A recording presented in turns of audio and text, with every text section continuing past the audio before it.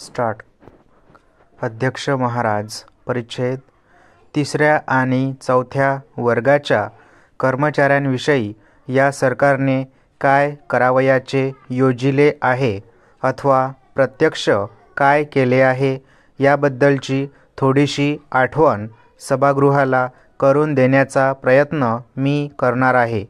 भारतातील निरनिराळ्या प्रांतात ज्या वेतनश्रेणी अस्तित्वात आहेत त्यांची आणि महाराष्ट्रात अस्तित्वात असणाऱ्या वेतनश्रेणीची तुलना केल्यास असे दिसून येईल की विशेषतः खालच्या वर्गाच्या नोकरांचे पगार इतर राज्यांच्या मानाने कोणत्याही प्रकारे कमी नाहीत.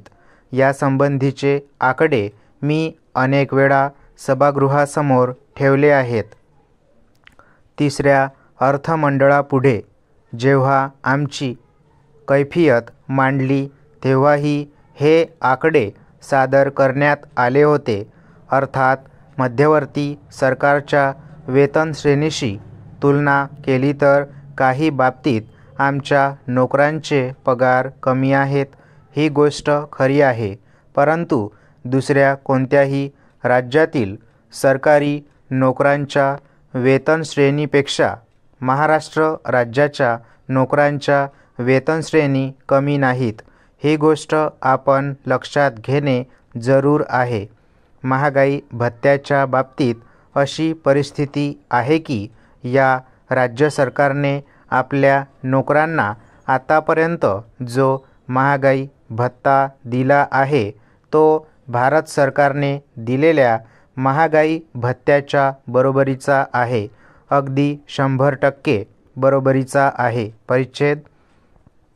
ज्या प्रमाणात भारत सरकारने आपल्या नोकरांचा महागाई भत्ता वेळोवेळी वाढवित नेला त्या प्रमाणात या राज्यानेही तो वाढवित नेला आहे. 1957 सालच्या एप्रिल महिन्यात 5 रुपये महागाई भत्ता वाढ जाहीर केली होती.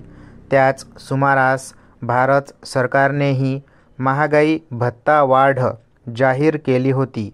त्यानंतर 1960 मध्ये 1 मे पासून म्हणजे महाराष्ट्र राज्याची निर्मिती झाल्यापासून या सरकारने महागाई भत्त्यात काही प्रमाणात वाढ जाहीर केली. त्याच सुमारास भारत सरकारनेही ज्या प्रमाणात वाढ जाहीर केली होती त्याच प्रमाणात आमची ही वाढ होती. अशा तऱ्हेने महागाई भत्ता वाढविण्याच्या बाबतीत नोकरांच्या मागणीची वाटही न पाहता या सरकारने पावले उचलली आहे. परिच्छेद. आता नुकतेच 1 जुलैपासून महागाई भत्त्यात पुन्हा वाढ करण्याचे सरकारने जाहीर केले आहे आणि या सभागृहाची मान्यता मिळाल्याबरोबर ही वाढीची रक्कम ज्यांना मिळू लागली यावरून भारत सरकारने आपल्या नोकरांच्या बाबतीत महागाई भत्त्यात ज्या प्रमाणात वाढ केली आहे त्या प्रमाणात आम्ही आमच्या नोकरांना ती वाढ दिली आहे, हे आपल्या लक्षात येईल. वेतन श्रेणीच्या बाबतीत आमच्या वेतनश्रेणी भारत सरकार इतक्या चांगल्या नाहीत, ही गोष्ट खरी असली तरी इतर कोणत्याही राज्यापेक्षा त्या चांगल्या आहेत, हे आपण लक्षात घेतले पाहिजे.